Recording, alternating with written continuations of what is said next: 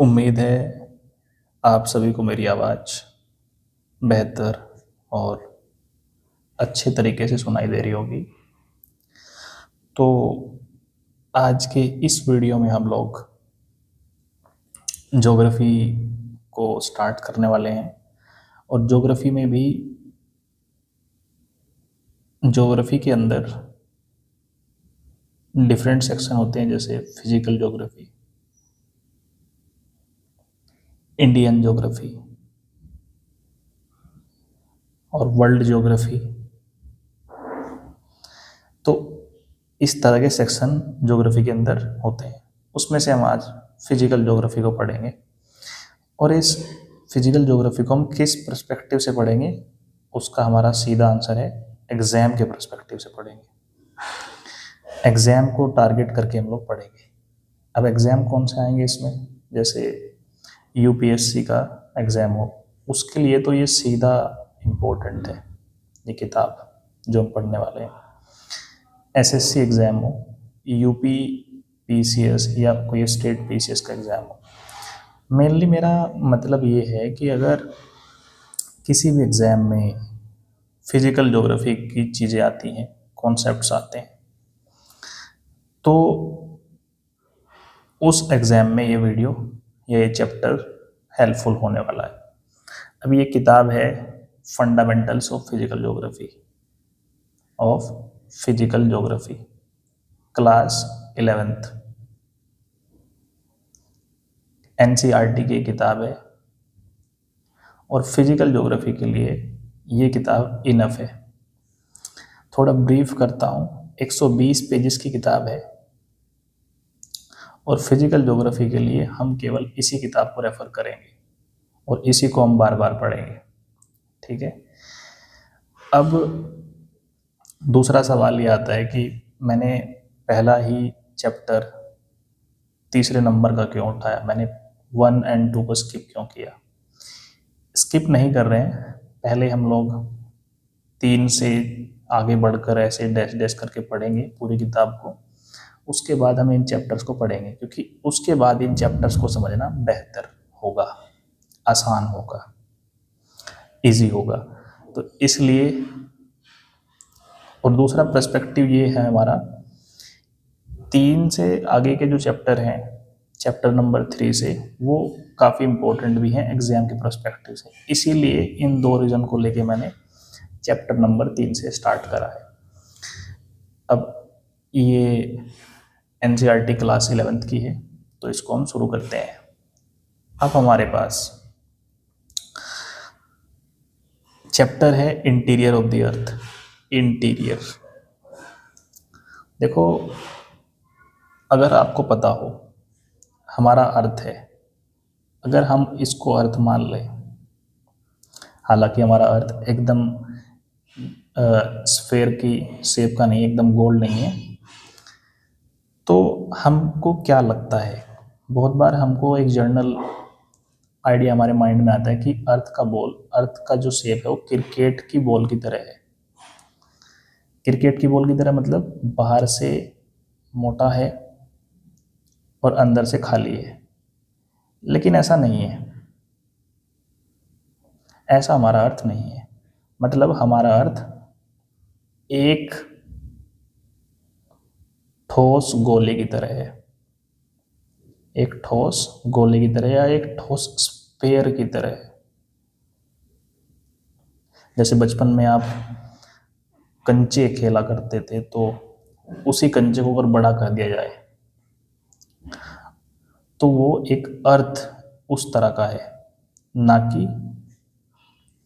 एक क्रिकेट की बॉल की तरह है। तो ये बेसिक हुआ। अब शुरू करते हैं interior of the earth. What do you imagine about the nature of the earth? Do you imagine it to be a solid ball like cricket ball, or a hollow ball with a thick cover of rock, which is called lithosphere? Lithosphere क्या है, इसको मैं अभी थोड़ी देर में बताऊंगा। Have you ever seen photographs of images of volcanic eruptions? Television screen पर देखा है हमने, ये पूछ रहा है कि कभी हमने फोटो देखे हैं वोल्केनो के इरप्शन के? क्या हम कलेक्ट कर सकते हैं emergence of hot molten lava, dust, smoke, fire, magma जो फ्लो आउट हो रहा है वोल्केनिक क्रिएटर से? The interior of the earth can be understood only by indirect evidence as neither any one has nor anyone can reach the interior of the earth. अब ये कह रहा है कि आपको क्या लगता है अर्थ का शेप कैसा है? मैंने बताया इसने डायरेक्टली वही पूछा है, अर्थ का शेप आपको कैसा लगता है?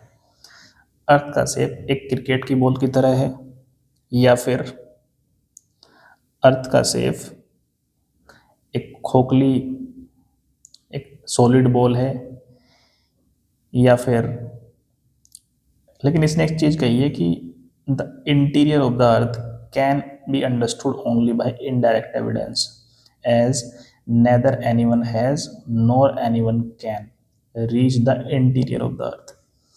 मतलब अगर हमें अर्थ के इंटीरियर के बारे में जानना है, नॉलेज गेन करनी है कि भाई अर्थ के इंटीरियर में क्या क्या चीजें हैं, तो हमें क्या करना पड़ेगा? ये तो बात तय है कि कोई भी व्यक्ति अर्थ के अंदर पूरी तरह नहीं घुस सकता है। हम थोड़ा कुछ 1-2 किलोमीटर या आज तक केवल 12 किलोमीटर खुदाई करके ही अंदर पहुंच पाया है इंसान, जबकि अर्थ का सेंटर 6378 किलोमीटर की डिस्टेंस पे है। यू कैन इमेजिन, अगर आप अर्थ के सरफेस पर यहाँ रहते हैं और यहाँ से अगर आप अर्थ के सेंटर पर जाएंगे तो 6378 किलोमीटर का डिस्टेंस है, लेकिन इंसान केवल 12 किलोमीटर तक ही खोद पाया है और 12 किलोमीटर तक ही जा पाया है, और 12 किलोमीटर तक का ही हमें डायरेक्ट एक्सेस है। उसके बियॉन्ड जाना आसान नहीं है। आसान क्यों नहीं है? क्योंकि डिफरेंट चीज़ें हैं। टेम्परेचर बहुत ज़्यादा हो जाता है जो इंसान के लिए सर्वाइव करना काफ़ी मुश्किल हो जाता है। अब यहाँ पे एक वर्ड आया लिथोस्फीयर। लिथोस्फीयर को हम ऐसे समझते हैं जैसे, अगर मैं इसको, लिथोस्फीयर क्या है, अभी हम मोटा आइडिया लेंगे, बाकी आगे इसको डिस्कस करेंगे। जैसे हमारा ये अर्थ है और इसका मैंने एक हिस्सा ऐसे काट लिया, ये काट लिया मैंने। अब इसमें अगर मैं अर्थ के सरफेस से लगभग 200 किलोमीटर तक का एरिया ले लूँ तो ये लिथोस्फीयर है। इसको हम मोटा मोटा मान लेंगे। आगे चलते हैं। The configuration of the surface of the earth is largely a product of processing operating in the interior of the earth. Exogenic forces as well as endogenic forces या endogenic process are constantly shaping the landscape. A proper understanding of the physiographic character of a region remains incomplete if the effect of endogenic processes are ignored. Human life is largely influenced by the physiography of the region. ये कह रहा है कि अगर हमें अर्थ के surface के बारे में जानना है तो अर्थ का जो सरफेस बना है वो एंडोजेनिक और एक्सोजेनिक प्रोसेस की वजह से बना है। अगर हमें ह्यूमन लाइफ को अच्छे से समझना है तो हमें इन प्रोसेस को जानना पड़ेगा, क्योंकि इन प्रोसेस की वजह से ही, एंडोजेनिक और एक्सोजेनिक प्रोसेस की वजह से ही हमारी अर्थ का जो सरफेस है वो बनता है और टूटता है। अगर हम इनको स्टडी नहीं करेंगे तो हमें अर्थ की सरफेस के बारे में प्रॉपर जानकारी नहीं होगी। सिर्फ इतना कह रहा है। एंडोजेनिक प्रोसेस कौन से होते हैं? बहुत आसान भाषा में समझते हैं। जैसे हम अर्थ के अंदर जाएंगे, अर्थ के अंदर से कुछ फोर्स लग रहा है जिसकी वजह से अर्थ के सरफेस पर कुछ बिल्ड हो रहा है, जैसे वोल्केनो। अब वोल्केनो बाहर से तो पैदा नहीं होता, वोल्केनो अंदर से ही आता है, लावा निकल के आता है, और ये लावा निकल के आया, एक माउंटेन बन गया। तो ये एंडोजेनिक प्रोसेस है, अंदर से आ रहा है, एंडोजेनिक। अब अगर हम एग्जाम्पल ले लें, अब इसी रॉक को अगर पानी, हवा, ताप, ये सब चीज़ें तोड़ दे तो ये एक्सोजेनिक हो गया, मतलब बाहर से लगने वाला फोर्स हो गया। अभी हमने इसका एक मोटा मोटा मतलब समझा है, आगे इसको डिटेल में डिस्कस करेंगे हम लोग, ठीक है। So therefore it is necessary that one get acquainted with the force that influence landscape development to understand why the earth shake, how tsunami is generated. It is necessary that we know certain details of the interior of the earth. ये कह रहा है कि अगर हमें ये जानना है कि सुनामी कैसे आती है, अर्थ का जो शेकिंग होता है, लाइक अर्थ पे जो अर्थक्वेक आता है, उसको अगर हमें जानना है तो हमें अर्थ के इंटीरियर को जानना पड़ेगा।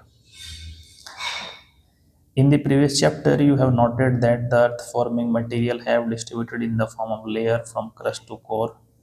It is interesting to know that how scientists have gathered information about these layer and what are the characteristics of each of these layer. This is exactly what the chapter deals with. ये कह रहा है कि अर्थ के अंदर जाना आसान काम नहीं है, फिर भी साइंटिस्ट लोग कैसे पता लगा सकते हैं कि 6378 किलोमीटर की डिस्टेंस पर अगर हम धरती के अंदर जाएं तो क्या मिलने वाला है, उनको कैसे पता चला। तो आइए जानते हैं कैसे साइंटिस्ट लोग अंदाज़ा लगाते हैं कि हाँ अर्थ के अंदर ये है और ये हो सकता है, क्योंकि वहाँ तक गया कोई नहीं है, डायरेक्ट इन्फॉर्मेशन किसी के पास नहीं है। अब हम source of information about the interior, ये हेडिंग हमारा अर्थ के इंटीरियर के बारे में, हमारे पास जो इंफॉर्मेशन है उसके बारे में। अर्थ का जो रेडियस है वो 6378 किलोमीटर है, मैंने बताया पहले। कोई भी no one can reach the entire centre of the earth, कोई नहीं पहुंच सकता वहाँ पे, ना ही अभी तक कोई पहुंचा है। मेक ऑब्जर्वेशन, कोई ऑब्जर्वेशन नहीं कर सकता, और collect samples of the material. Under such condition you may wonder how scientist tells us about the earth interior and a type of material that exists at such depth. Most of our knowledge about the interior of the earth is largely based on estimate and inferences. Yet a part of information is obtained through a direct observation and analysis of the material. यही बात कही जा रही है कि अर्थ का interior इतने अंदर है, 6378 किलोमीटर है, लगभग 6400 किलोमीटर की गहराई में अर्थ का इंटीरियर है। इंटीरियर मतलब अर्थ का सेंटर है, वहाँ पर कोई पहुँचा नहीं है, किसी को पता नहीं है कि वहाँ पे क्या कौन सा मटेरियल है। तो फिर साइंटिस्ट लोगों ने कैसे ये सब जान लिया? कुछ ऑब्जर्वेशन करे, कुछ एस्टिमेट लगाए, कुछ इन्फ्रेंस लगाए और कुछ एनालिसिस किया, उसके थ्रू हमने चीज़ें जानी है। अब जानते हैं। देखिए, अर्थ के इंटीरियर को जानने के हमारे पास दो तरह के सोर्स हैं। पहला डायरेक्ट सोर्स। डायरेक्ट सोर्स में क्या हो गया, जैसे हम लोग वोल्केनो पढ़ते हैं या देखते भी हैं, बहुत बार बहुत लोग देखे भी होते हैं। तो वोल्केनो आखिरकार बना कैसे है? अर्थ के अंदर से लावा निकल के बाहर आया और वो चट्टान बन गया। तो ये अगर हम इस लावा को स्टडी करें तो इसका मतलब है हम अर्थ के बारे में जान सकते हैं। क्यों? क्योंकि ये लावा जहाँ से भी आया है वो अर्थ के अंदर इंटीरियर ही है। तो अगर हम अर्थ के इस लावा को स्टडी करेंगे, इसका मतलब हम अर्थ को ही स्टडी कर रहे हैं। तो ये डायरेक्ट सोर्स हुआ, ठीक है। अभी जस्ट अ मिनट। हाँ, द मोस्ट ईजली, एक मिनट में इसको इरेज कर देता हूँ।